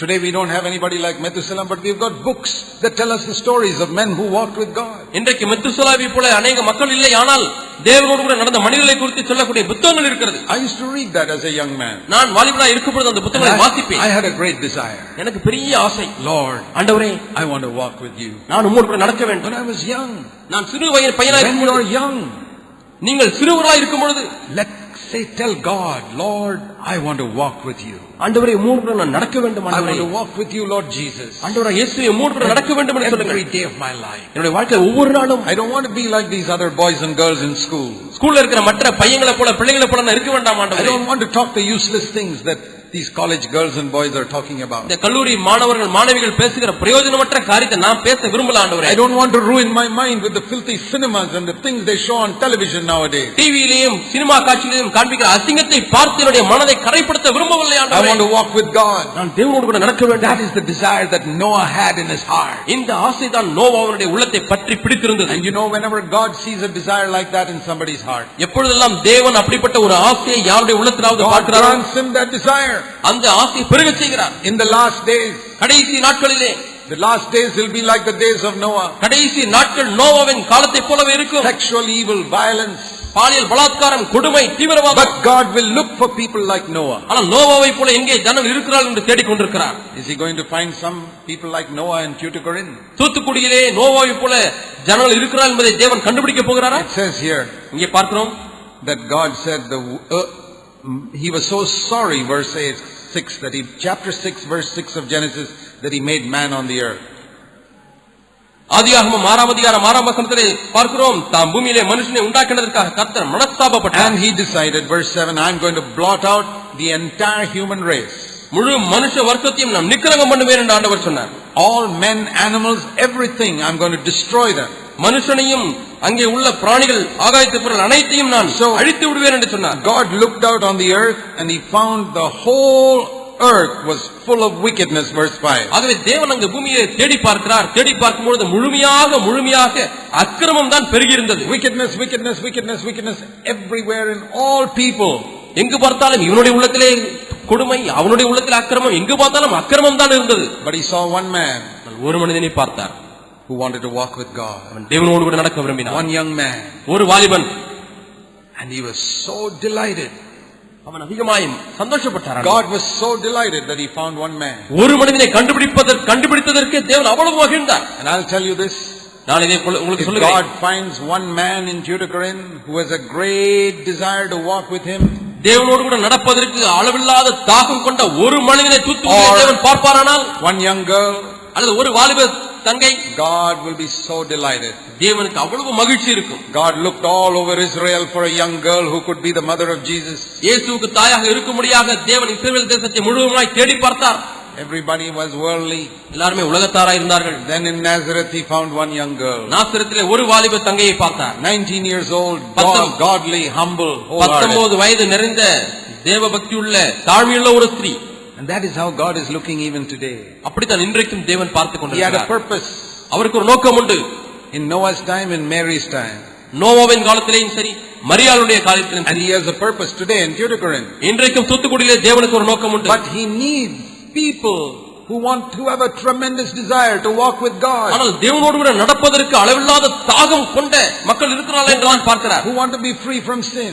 பாவத்திலிருந்து விடுதலை தேடுகிறவர்கள். Who want to have no bitterness in their heart. உள்ளத்திலே யார் மீதும் கசப்பில்லாதவர்கள். Who want to control their tongue. தங்கள் நாவை கட்டுப்படுத்துகிறவர்கள். Control their eyes. தங்களுடைய கண்களை கட்டுப்படுத்துகிறவர்கள். தங்களுடைய கரங்களை கட்டுப்படுத்துகிறவர்கள். Control their appetites. தங்களுடைய பசி உணர்வை கட்டுப்படுத்துகிறவர்கள். Who want to walk with God. தேவனோடு கூட நடக்க விரும்புகிறவர்கள். He doesn't find many people like that. அநேகர் அப்படி இருப்பதை தேவன் பார்ப்பதில்லை. But because he found Noah. ஆனால் நோவாவை தேவன் பார்த்தபடினாலே. It says in verse 8, Noah found favor in God's eyes. 8ஆம் வசனத்திலே வாசிக்கிறோம், நோவாவுக்கோ கர்த்தருடைய கண்களில் கிருபை கிடைத்தது. Oh, how wonderful that is. எவ்வளவு அற்புதமான காரியம். Do you know that if Noah was not faithful to God, Noah தேவனுக்கு உண்மையில்லாதவனா இருந்திருப்பானேயானால் none of us would be here today. இன்றைக்கு நம்ம யாருமே இங்க இருந்திருக்க மாட்டோம். How many of you know that? எத்தனை பேர் உங்களுக்கு தெரியும்? How many of you know that all of us are children of Noah? நம்ம எல்லாரும் நோவாவின் பிள்ளைகள் என்று எத்தனை பேருக்கு தெரியும்? We all knew that we were children of Adam. ஆதாமுடைய பிள்ளை நாம் எல்லாரும் என்று நாம் தெரியும். How many of you knew that you are all children of Noah? ஆனால் நாம் எல்லாரும் நோவாவின் பிள்ளைகள் என்று எத்தனை பேருக்கு தெரியும்? Because all the others were wiped out in the flood. ஏனென்றால் வெள்ளத்திலே ஜல பிரளயத்திலே மற்ற எல்லாரும் அழிந்து போய் விட்டார்கள். Only Noah came out with his family. Noah மட்டுமே தன்னுடைய குடும்பத்தோடு கூட பாதுகாக்கப்பட்டார். It was a new beginning. அப்பொழுது அது புது ஆரம்பம். It was like the new creation which Jesus started. இயேசு ஆரம்பித்த ஒரு சிருஷ்டிப்பை போல. Like the old creation was finished with Adam. ஆதாமோடு கூட பழைய சிருஷ்டியெல்லாம் மறைந்து விட்டது. And now a new thing was beginning with Noah. இப்பொழுது நோவாவிலே ஒரு புதிய காரியம் ஆரம்பிக்கிறது. When I get to heaven, நான் பரலோகத்துக்கு போகும்பொழுது one of the first people I want to meet after meeting Jesus, இயேசு கிறிஸ்துவை பார்த்த பிறகு அடுத்து பார்க்கக்கூடிய நபர் Noah. நோவாவை பார்ப்பேன். I want to go and shake his hand. நான் நோவாவை போய் கை கொடுக்க போகிறேன். I say, brother, சகோதரரே, thank you for being faithful in your lifetime. உங்களுடைய வாழ்நாள் காலத்திலே உண்மையா இருந்தீர்களே அதற்காக நன்றி சொல்கிறேன். Because you were faithful, I am in heaven today. நீங்க உண்மையா இருந்தபடினால தான் நான் இன்னைக்கு பரலோகத்துல இருக்கிறேன். I want to encourage all of you to meet Noah when you go to heaven. நீங்கள் எல்லாரும் பரலோகத்துக்கு போகும்போது கண்டிப்பாக நோவாவை பாருங்கள் என்று உங்களுக்கு சொல்கிறேன். You don't realize that you owe such a lot to him. நீங்கள் அவனுக்கு எவ்வளவோ கடன்பட்டவர்களா இருக்கிறீர்கள். Because of him you are alive today. Because of him you will be in heaven. அவர் நிமித்தமாக தான் நீங்கள் இன்றைக்கு உயிரோடு இருக்கிறீர்கள். அவர் நிமித்தமாக தான் நீங்கள் பரலோகத்துக்கு போக போகிறீர்கள். Because of one faithful man. உண்மையா இருந்த ஒரு மனிதன் நிமித்தமாக. Do you know what God can do through one faithful man? ஒரு உண்மையுள்ள மனிதன் மூலமாக தேவன் என்ன காரியங்கள் எல்லாம் செய்ய முடியும் என்று தெரியுமா? God can change the whole world through one faithful man. ஒரு உண்மையுள்ள மனிதன் மூலமாக தேவன் முழு உலகத்தையும் மாற்ற முடியும். You think he can't change Tuticorin through one faithful man? உண்மையுள்ள ஒரு மனிதன் நிமித்தமாக அந்த தூத்துக்குடியை தேவன் மாற்ற முடியாதா? God can do so many things if he finds one totally faithful man. முழுமையாக ஒப்புக்கொடுத்த உண்மையுள்ள ஒரு மனிதனை தேவன் கண்டுபிடித்தால் தூத்துக்குடியை மாற்ற முடியும். Totally faithful woman. அல்லது முழுமையாக ஒப்புக்கொடுத்த உண்மையுள்ள ஒரு ஸ்திரீ. So it says Noah found favor in the eyes of the Lord. ஆகவே நோவா கர்த்தருடைய கண்களிலே அவனுக்கு தயவு கிடைத்தது, கிருபை கிடைத்தது. That's what the angel Gabriel told Mary also. மரியாளுக்கும் அந்த தூதன் அப்படித்தான் சொன்னான், Gabriel, Hail, you are highly favored by God. மரியாளே வாழ்க, நீ தேவனிடத்திலே கிருபை பெற்றாய். And do you know that's what God has told me? எனக்கும் தேவன் அதைத்தான் சொன்னார். And if you are wholehearted, that is what God is telling you. நீ முழு இதயமுடையவனாய் இருந்தால் தேவன் உன்னை பார்த்து அதைத்தான் சொல்வார். He does not say Lot found favor in the eyes of God. லோத்துக்கு தேவனுடைய கண்களிலே கிருபை கிடைத்தது என்று அவர் சொல்ல மாட்டார். Lot escaped judgment. லோத்து நியாயத்தீர்ப்புக்கு தப்பித்துக் கொண்டான். But what a useless life he lived on the earth. ஆனால் இந்த பூமியிலே எவ்வளவு பிரயோஜனமற்ற ஒரு வாழ்க்கை வாழ்ந்தான். You may escape judgment and go to heaven. நீங்கள் நியாயத்தீர்ப்புக்கு தப்பி பரலோகத்துக்கு போக முடியும். But if you have lived a useless life on earth like Lot, ஆனால் லோத்தை போல இந்த பூமியிலே உபயோகமற்ற ஒரு வாழ்க்கை வாழ்ந்தீர்கள். I tell you right now, you'll spend thousands of years regretting, weeping in heaven. பரலோகத்திலே ஆயிரக்கணக்கான ஆண்டுகள் கண்ணீரிலே நீங்கள் வருத்தத்தோடு கூட தான் காண்பீர்கள். It's true. இது உண்மைதான். The Lord may wipe away your tears, but the tears will be there. உங்களுடைய கண்ணீரை தேவன் துடைப்பார், ஆனால் கண்ணீர் வந்து கொண்டே இருக்கும். Why do you have tears in heaven? Why does he have to wipe away your tears? ஏன் உங்கள் கண்ணீரை துடைக்க முடியல? ஏன் உங்கள் கண்ணீர் பரலோகத்திலே வந்து கொண்டிருக்கும்? Because you're sorry about the way you lived. நீங்கள் வாழ்ந்த விதத்தை குறித்து நீங்கள் வருத்தப்படுவீர்கள். Noah is not going to have any tears in heaven. நோவாவுக்கு பரலோகத்திலே கண்ணீர் வராது. You think a man is full of joy has got tears in his eyes? சந்தோஷத்தினாலே நிறைந்தவன் அவன் கண்ணீர் விடுவானா? No, he's rejoicing that he lived so totally for God on earth. தேவனுக்காக பூமியிலே முழுமையாய் வாழ்ந்தபடினாலே நான் சந்தோஷமாய் இருக்கிறேன் என்று சொல்வான். It says here in verse 9, 9ஆம் வசனத்திலே பார்க்கிறோம், Noah was a righteous man, blameless in his time. Noah தன் காலத்தில் இருந்தவர்களுக்குள்ளே நீதிமானும் உத்தமனுமாய் இருந்தான். And Noah walked with God. Noah தேவனோடே சஞ்சரித்துக் கொண்டிருந்தான். The first preacher in the Bible was Enoch. வேதத்திலே காணப்படுகிற முதல் பிரசங்கியார் ஏனோக்கு. He walked with God. அவன் தேவனோடு கூட சஞ்சரித்தான். The second preacher in the Bible was Noah. He walked with God. வேதத்திலே காணப்பட்ட இரண்டாவது பிரசங்கியாரும் நோவா. அவன் தேவனோடு கூட சஞ்சரித்தான். These two first preachers in the Bible teach us one very important truth. வேதத்திலே காணப்படுகிற முதல் இரண்டு பிரசங்கிமார்கள் நமக்கு ஒரு மிக முக்கியமான ஒரு சத்தியத்தை பிரசங்கிக்கிறார்கள். That you have no right to preach unless you walk with God first. முதலாவது நீ தேவனோடு கூட நடக்காத பட்சத்திலே உனக்கு பிரசங்கிப்பதற்கு உரிமையே கிடையாது. You have no right to preach if you don't walk with God. நீ தேவனோடு கூட சஞ்சரிக்காத பட்சத்திலே உனக்கு பிரசங்கிப்பதற்கு உரிமை இல்லை. Enoch walked with God and he preached. ஏனோக்கு தேவனோடு கூட சஞ்சரித்தான், பிரசங்கித்தான். Noah walked with God and he preached. Noah தேவனோடு கூட சஞ்சரித்தான், பிரசங்கித்தான். We read in Genesis 19, Lot also preached. ஆதியாகமம் 19ஆம் அதிகாரத்திலே வாசிக்கிறோம், லோத்துவும் பிரசங்கித்தான். We read that. நாம் அதை வாசிக்கிறோம். Genesis chapter 19. ஆதியாகமம் 19ஆம் அதிகாரம். Lot went in verse 14 and told his sons-in-law. லோத்து தன் மருமக்கள்மாரோடே பேசினான். And told them, come on, judgment is coming, get out of here. நியாயத்தீர்ப்பு வருகிறது, இந்த இடத்தை விட்டு புறப்படுங்கள் என்று பிரசங்கித்தான். But it says in verse 14, the last part, his sons-in-law thought he was joking. நாம் அந்த வசனத்தின் கடைசியிலே வாசிக்கிறோம், அவனுடைய மருமக்கள்மார் அவ பார்வைக்கு அவன் பரியாசம் பண்ணுகிறவனாக இருந்தான். That's how it was. Joke அடிக்கிறான் என்று சொன்னார்கள். இப்படித்தான் அந்த காரியம். The sons-in-law said, what are you trying to preach to us? நீ என்ன எங்களுக்கு பிரசங்கிக்கிற? We know what you are living for. நீ எதுக்காக வாழ்ந்தேன்னு எங்களுக்கு தெரியும். You came here to make money and now you are preaching to us. நீ பணம் சம்பாதிக்கிறதுக்காக இந்த ஊருக்கு வந்தா இப்போது எங்களுக்கே பிரசங்கிக்கிறாயா? There are preachers like that today. இன்றைக்கு இப்படிப்பட்ட பிரசங்கியாரும் இருக்கிறார்கள். Their only interest is to make money. அவருடைய விருப்பம் எல்லாம் எப்படியாவது பணம் சம்பாதிக்க வேண்டும். Who's going to listen to them? அவர்களுக்கு யார் செவி கொடுக்க போகிறா? Those who have no discernment. பகுத்தறிவு ஆவி இல்லாதவர்கள் தான். I have no ears to hear preachers who are like Lot. லோத்தை போல இருக்கக்கூடிய பிரசங்கியாருடைய பிரசங்கத்தை கேட்பதற்கு எனக்கு காதுகள் இல்லை. You laugh at them. அவர்களை பார்த்து சிரிப்பார். These sons-in-law, unconverted sons-in-law could say, what is this fellow talking about? இந்த மனம் திரும்பாத மருமக்கள்மார் சொன்னார்கள், இவன் என்ன பேசிக் கொண்டிருக்கிறான்? Yeah, I know he's preaching, but I know what he's interested in. அவன் எதை குறித்து பிரசங்கிக்கிறான் என்று எங்களுக்கு தெரியும், ஆனால் அவனுடைய விருப்பம் எல்லாம் என்ன என்று அறிந்திருக்கிறோம். He's preaching judgment is coming, escape. அவன் நியாயத்தீர்ப்பு வருகிறது, எல்லாம் தப்பித்துக்கொள்ள என்று பிரசங்கிக்கிறான். But we know what he came to Sodom for. ஆனால் சோதோமுக்கு அவன் எந்த நோக்கத்துக்காக வந்தான் என்று தெரியும். He has come here to make money. பணம் சம்பாதிப்பதற்காக தான் இந்த ஊருக்கு வந்தான். And now he is preaching. இன்றைக்கு அவன் பிரசங்கிக்கிறான். There are preachers like that today. இன்றைக்கு இப்படிப்பட்ட பிரசங்கியார்கள் இருக்கிறார்கள். But Enoch was not like that. ஏனோக்கு அப்படிப்பட்டவனா இல்லை. Noah was not like that. நோவாவும் அப்படிப்பட்டவனா இல்லை. When God told Noah, நோவாவை பார்த்து கர்த்தர் சொன்னார், that the end of all flesh has come before me, Genesis 6:13. ஆதியாகமம் 6ஆம் அதிகாரம் 13ஆம் வசனம். The end of all flesh has come before me, the earth is filled with violence. இந்த பூமியானது கொடுமையினாலே நிறைந்திருக்கிறது, எல்லா மாம்சத்துக்கு முடிவு வரப்போகிறது என்று சொல்கிறார். And I am going to destroy the whole earth. முழு பூமியையும் நான் அழித்து போடுவேன் என்று சொல்கிறார். Make an ark. ஒரு பேழையை நீ செய். And it must be so big, you got to put all the animals inside. இவ்வளவு பெரிய ஒரு பேழையா இருக்க வேண்டும், அதில் எல்லா விலங்குகளும் உள்ளே வைக்கப்பட வேண்டும். And all it says in verse 22 is, Noah did according to all that God commanded him. அவனை குறித்து சொல்லப்பட்டதெல்லாம் 22ஆம் வசனத்தில் நான் வாசிக்கிறது போல நோவா அப்படியே செய்தான். தேவன் தனக்கு கட்டளையிட்டபடி எல்லாம் அவன் செய்து முடித்தான். You know what today's preachers would have asked God? இன்றைய பிரசங்கியார் தேவனிடத்தில் என்ன கேட்டிருப்பார்கள் தெரியுமா? Lord, who's going to pay for this? ஆண்டவர் இவ்வளவு பெரிய பேழையை கட்ட சொல்றீங்களே, அதுக்கு யாரு காசு கொடுக்கிறது? But Noah did not ask for that. ஆனால் நோவா தேவனிடத்தில் அப்படி கேட்கவில்லை. Why? ஏன்?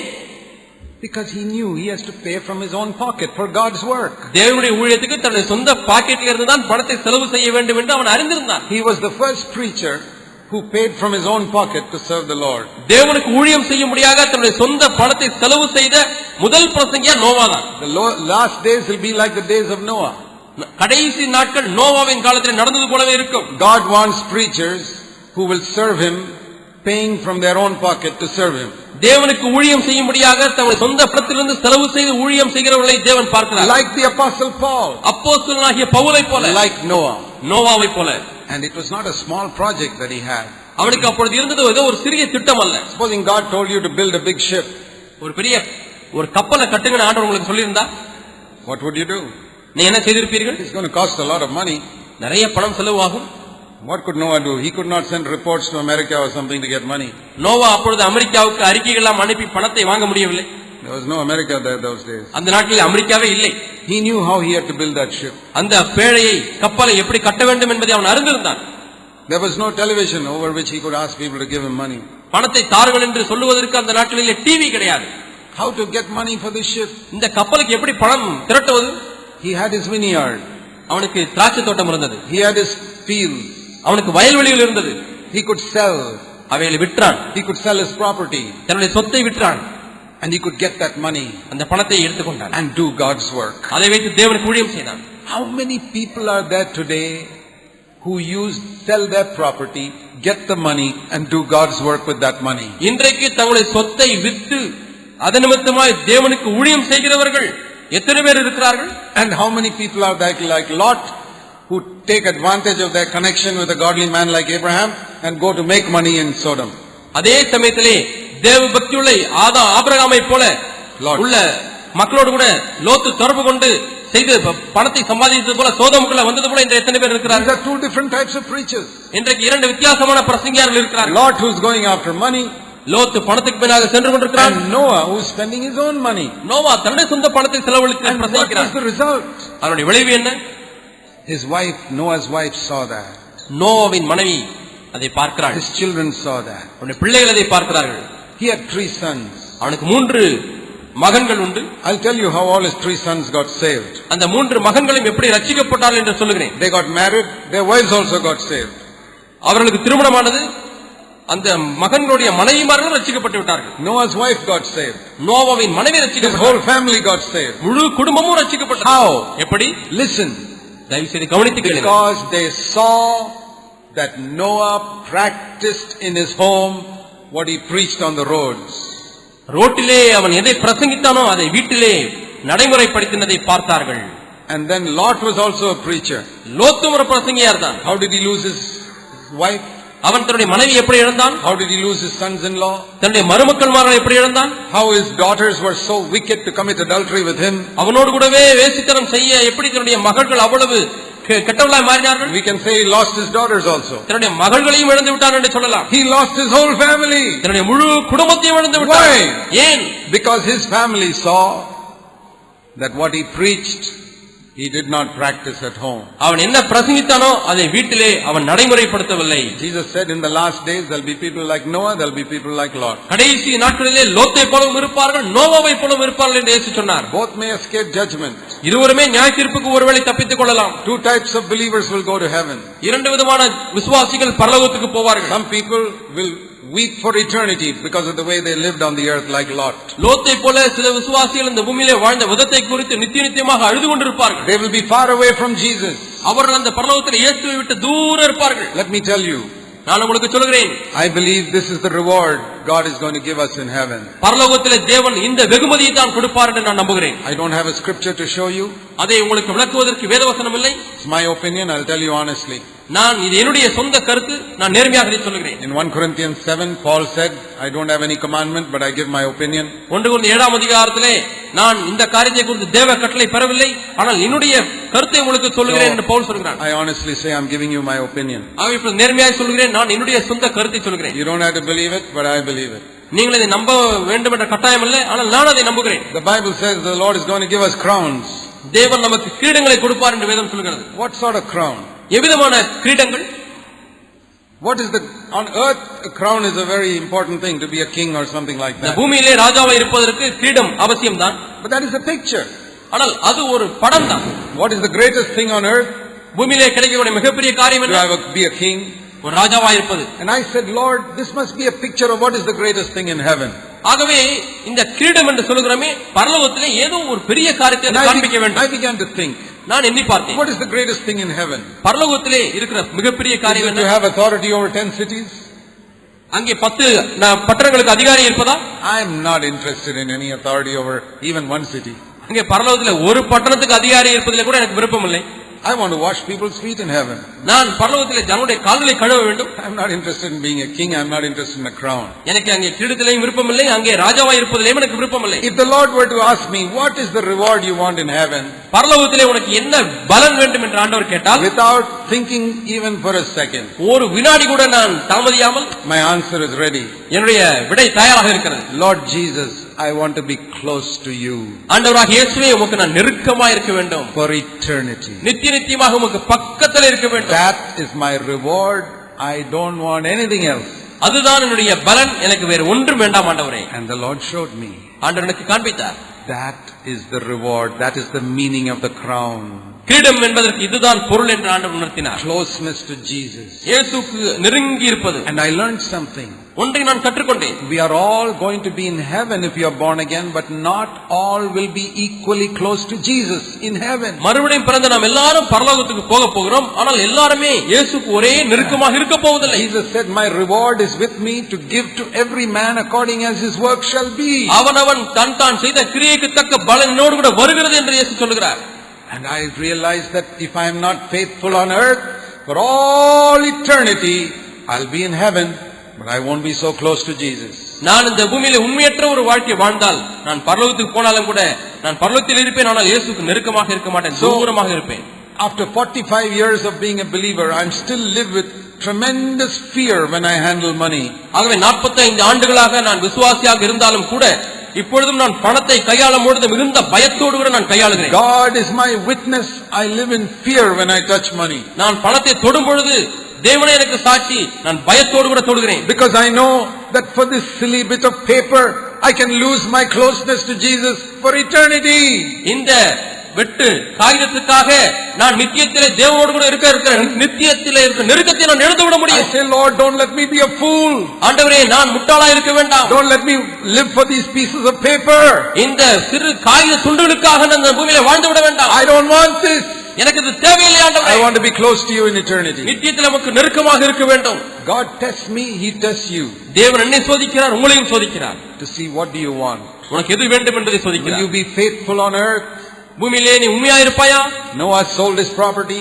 நோவா தன்னுடைய சொத்தை விற்றான். And not only that, அது மட்டுமல்ல, his sons used to see him get up in the morning, go with the axe to cut down the trees.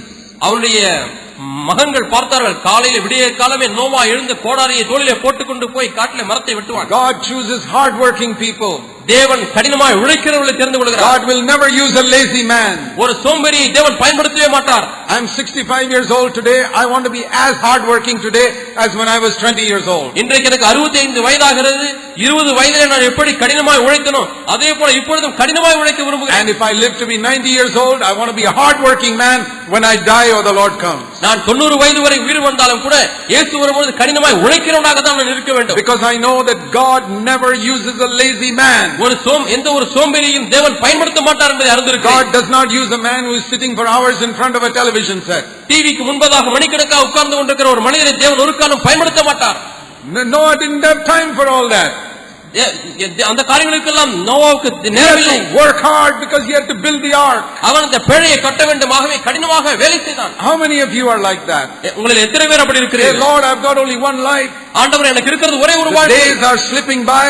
நாட்கள் கடந்து போய் கொண்டே I don't have இருக்கிறது. time to do everything I want to do. நான் செய்ய வேண்டிய எல்லா காரியங்களும் செய்வதற்கு எனக்கு நேரமில்லை So ஆண்டவரே. many people in Tamil Nadu, so many people in India have not heard the gospel. தமிழ்நாட்டிலே அநேகர், இந்தியாவிலே அநேகர் சுவிசேஷத்தை கேட்கவில்லை And ஆண்டவரே. so many people who hear the gospel are hearing a third-rate, useless gospel from third-rate, useless preachers. அப்படியே சுவிசேஷத்தை கேட்க இருந்தாலும் கூட அவர்கள் பிரயோஜனமற்ற தரக்குறைவான சுவிசேஷத்தை தரக்குறைவான பிரசங்கியாளர்களிடம் Lord, கேட்டுக்கொண்டிருக்கிறார்கள் fill ஆண்டவரே. me with the Holy Spirit. ஆண்டவரே இந்த அபிஷேகத்தினாலே நிரப்பும். Anoint me, என்னை அபிஷேகி, set me on fire, என்னை அக்கினியினாலே நிரப்பும். and help me to live for you. உமக்கு என்று வாழ எனக்கு உதவி செய்ய That's மாட்டேன். what God is looking for. இதைத்தான் தேவன் தேடி And He கொண்டிருக்கிறார். found one man like that in Noah, நோவாவின் காலத்திலே ஒரு மனிதனை தேவன் who கண்டுபிடித்தார். used his own money to do God's work. தேவனுடைய வேலை செய்ய தன் சொந்த பணத்தை He used his பயன்படுத்தினார். own, he sold his property to build the ark. தன் சொந்த சொத்தை விற்று அவன் அந்த பேழையை கட்டினான். He got up in the morning to cut down the trees to build the ark. பேழையை கட்ட முடியாத காலையில எழுந்து மரத்தை வெட்டினான். And he went out during the daytime and preached in the streets that judgment is coming. அது மட்டுமல்ல, பகல் காலத்திலே போய் தெருக்களிலே நின்று நியாய தீர்ப்பு வருகிறது என்று பிரசங்கித்தார். People laughed at him, but he still went out and preached the next day. ஜனங்கள் அவளை பார்த்து சிரித்தார்கள். ஆனாலும் அடுத்த நாள் காலையிலே போய் They பிரசங்கித்தார். used to make a joke of him in all the houses, but he still went out and preached there. எல்லா வீடுகளிலும் நோவாவை பற்றி ஜோக் அடித்து சிரித்துக் கொண்டிருந்தார். ஆனாலும் அவன் பிரசங்கித்துக் கொண்டே இருந்தார். For 120 years he preached. 120 ஆண்டுகள் அவன் பிரசங்கித்தார். Nobody was converted. யாருமே மனம் திரும்பவில்லை. Not even one. ஒரு மனிதன் கூட மனம் Why? திரும்பவில்லை. ஏன்? Why was Noah's church having only 8 people? ஏன் நோவாவுடைய சபையில 8 பேர் தான் இருந்தார்கள்? It started with 8 people. After 120 years it was 8 people. 8 பேர் மூலமாக அந்த சபை ஆரம்பித்தது. 120 ஆண்டுகள் கழித்து 8 பேராகவே இருந்தது. If you saw a pastor like that, you would call him a failure. அப்படிப்பட்ட ஒரு பாஸ்டர் இந்த நாட்டிலே நீங்கள் பார்த்தீர்கள் என்று சொன்னால் இவர் என்ன வீழ்ச்சியடைந்த ஒரு போதகர் என்று But சொல்லுவீர்கள். Noah was not a failure. He was the greatest success of all. Noah அவன் ஒரு தோல்வியடைந்த மனிதன் அல்ல, எல்லாரை காட்டிலும் அவன் வெற்றி பெற்றவனாக இருந்தான். If Noah wanted to increase the size of his church, Noah தன்னுடைய சபையினுடைய அளவை அவன் அதிகப்படுத்த வேண்டும் என்று விரும்பினால் it's very easy. மிகவும் எளிது. He's just got to lower the standard. அந்த தரத்தை சற்று குறைவாக்கிக் கொள். One brother says, "Can I be drunk and come to your church, Noah?" Noah, நான் குடித்துக் கொண்டிருக்கிறேன், குடிப்பழக்கத்தோடு கூட உங்க சபையில சேர்ந்துக்க முடியுமா நோவா என்று கேட்கிறார் ஒரு மனிதன். And Noah thinks, we are only 8 people. If we get him, we'll be at least 9. 8 பேர் தான் நம்ம இருக்கிறோம். சரி, இந்த ஆள் வந்தா 9 பேர் ஆயிரும் நம்ம சபையில. Okay, brother, come. It doesn't matter. சரி சகோதரனே, பரவாயில்லை, நீங்க குடித்தாலும் பரவாயில்லை, சபையில வந்து குடித்துக் கொண்டே இருங்கள். Another man says, இன்னொருவன் சொல்கிறான், "Yeah, I'm married, but I fool around with other women. Can I join your church, எனக்கு Noah?" கல்யாணம் ஆயிடுச்சு, ஆனாலும் இன்னொரு பெண்ணோடு கூட தொடர்பு கொண்டிருக்கிறேன், அதோடு கூட சபைக்கு வர முடியும், வரட்டுமா Noah? Noah says, "What to do? என்ன செய்யறது? There are only 9 people. If I lower the standard, I can get him also. We'll be 10 people." நம்ம 9 பேர் தான் நம்ம சபையில இருக்கோம். இன்னும் இதுல கொஞ்சம் தரத்தை குறைத்துக் கொண்டால் இப்பொழுது நமக்கு 10 பேர் கிடைச்சிருவாங்களே. He could have made his church 800 people. இப்படி அவன் செய்திருந்தால் நம்முடைய சபையில 800 பேர் வந்திருப்பார்கள். But you know why it remained 8 people? ஏன் 8 பேராகவே அந்த சபை இருந்தது? He preached against sin. பாவத்துக்கு விரோதமாய் பிரசங்கித்தான். He preached against evil words, evil actions. தவறான கிரியைகள், தவறான வார்த்தைகள் குறித்து பிரசங்கித்தான். And people said, "We cannot join his church. The standard is so high there." ஐயோ, இங்கே போன தரம் மிகவும் உயரமாய் இருக்கிறது, இந்த சபையில நம்ம சேர முடியாதுப்பா என்று சொல்லி போய்விட்டார். Where are the people like Noah today? நோவாவை போல இன்றைக்கு ஜனங்கள் எங்கே இருக்கிறார்கள்? Who prefer to keep the standard high even if the church is small. சபையினுடைய எண்ணிக்கை அல்லது சபையினுடைய மக்கள் எண்ணிக்கை குறைவாக இருந்தாலும் பரவாயில்லை, தேவனுடைய தரம் தான் என்று சொல்கிறோம். எங்கே? I started working in Bangalore with this vision 30 years ago. 30 ஆண்டுகள் முன்பதாக இந்த தரிசனத்தோடு கூட பெங்களூரில் ஊழியத்தை ஆரம்பித்தேன். And I said, "Lord, I will never be interested in the size of my church." ஆண்டவரே, ஒரு காலம் என்னுடைய சபையினுடைய எண்ணிக்கை பெருக வேண்டும் என்பதில் எனக்கு விருப்பம் இல்லை ஆண்டவரே என்று சொன்னேன். God is my witness. For 30 years I have kept my promise to God. தேவனுடைய சாட்சி, 30 ஆண்டுகளாக தேவனுக்கு அன்று கொடுத்த வாக்கை இன்றைக்கு நான் காத்துக் கொண்டிருக்கிறேன். I have never lowered my standard. ஒரு காலம் என்னுடைய தரத்தை நான் குறைத்ததே கிடையாது. Sin is sin.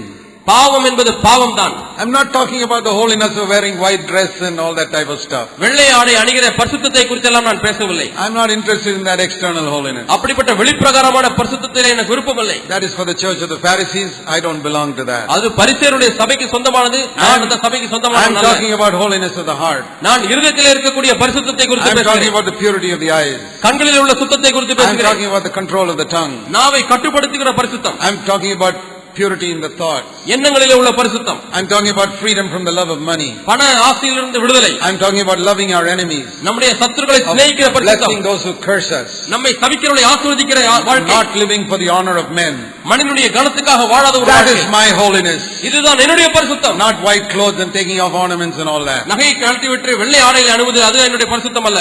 I'm not talking about that. அதை குறித்து நான் பேசுவதில்லை. If you want to do it, you can do it, but my holiness is the holiness of the heart. நீங்கள் அதை செய்ய வேண்டுமானால் தயவு செய்து செய்யுங்கள். ஆனால் என்னுடைய பரிசுத்தமான இருதயத்திலே காணப்படுகிற பரிசுத்தம். Noah preached holiness of the heart. Noah தன்னுடைய உள்ளத்திலே இருக்கக்கூடிய பரிசுத்தத்தை குறித்து பிரசங்கித்தார். And he had a very small church. அவனுக்கு மிகவும் சிறிய எண்ணிக்கை உள்ள சபை இருந்தது. Not bothered. ஆனால் அதை குறித்து அவன் கவலைப்படவில்லை. You know what would have happened if he had lowered his standard and got more people into his church? அவன் தன்னுடைய தரத்தை குறைத்து அநேக ஜனங்கள் சபைக்கு வந்திருந்தால் என்ன நடந்திருக்கும்? Everybody would have been destroyed. எல்லாரும் அழிக்கப்பட்டிருந்திருப்பார்கள். Not be here today.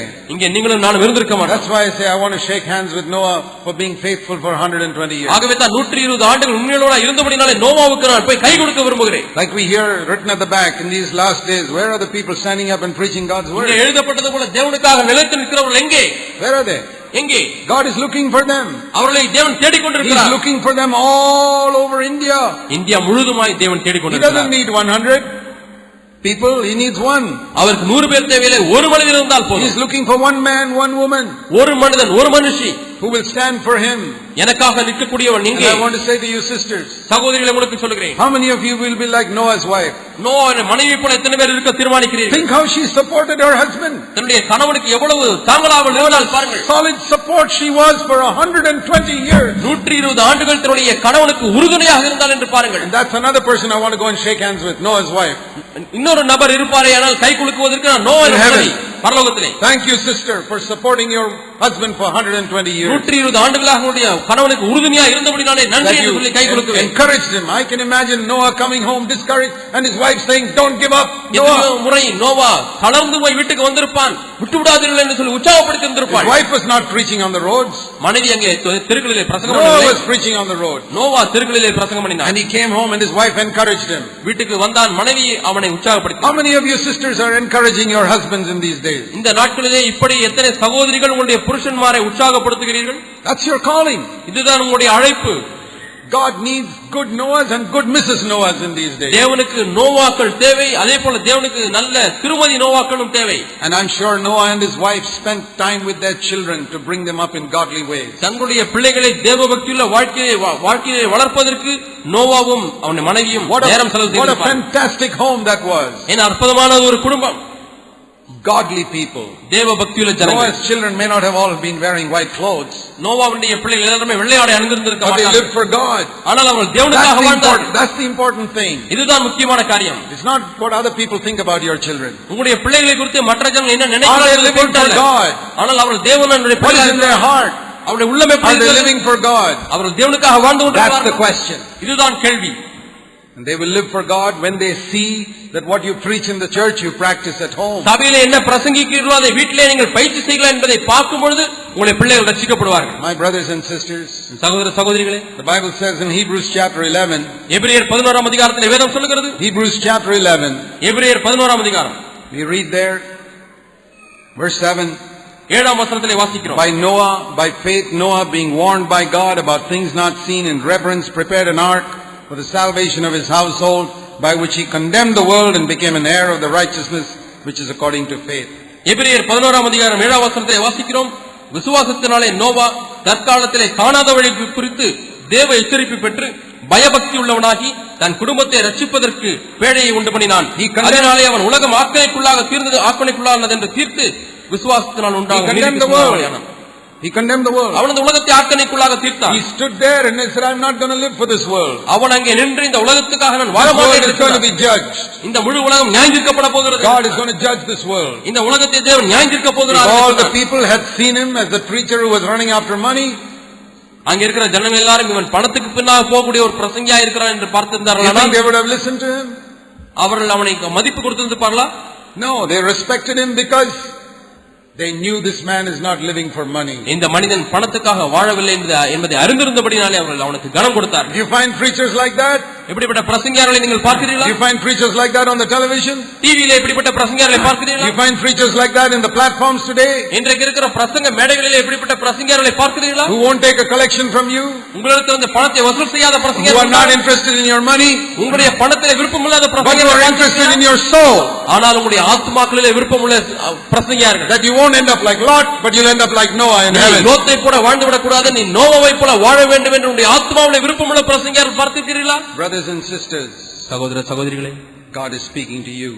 தேவன் உங்களோடு கூட தான் பேசிக் You கொண்டிருக்கிறார். young people, வாலிபர்களே, you wives, மனைவிமார்களே, you men, மனுஷர்களே, you can be like Noah and his wife and family. நோவாவை போல மனைவியை போல அவன் குடும்பத்தை போல நீங்கள் இருக்கலாம். We'll continue tomorrow. நாம் தொடர்ந்து நாளையும் இந்த செய்தியை குறித்து தியானிப்போம். நாம் ஜெபிப்போம். Let's bow our heads before God. தேவனுக்கு முன்பாக நம்ம தலைகளை வணங்குவோம். God has spoken to your heart. தேவன் உங்கள் உள்ளத்திலே பேசியிருக்கிறார். God has spoken to your heart. கண்டிப்பாய் தேவன் Just உங்களுடைய take உள்ளத்திலே a moment. பேசியிருக்கிறார். This is a very solemn moment. Please bow before God in silence. இது மிகவும் பக்திக்குரிய ஒரு நேரம். அமைதியாய் தேவனுக்கு முன்பாக தலையில் வணங்குங்கள். அங்கும் இங்கும் எழுந்திருக்க வேண்டாம். Lord, I prayed that I would touch you at the beginning of this meeting.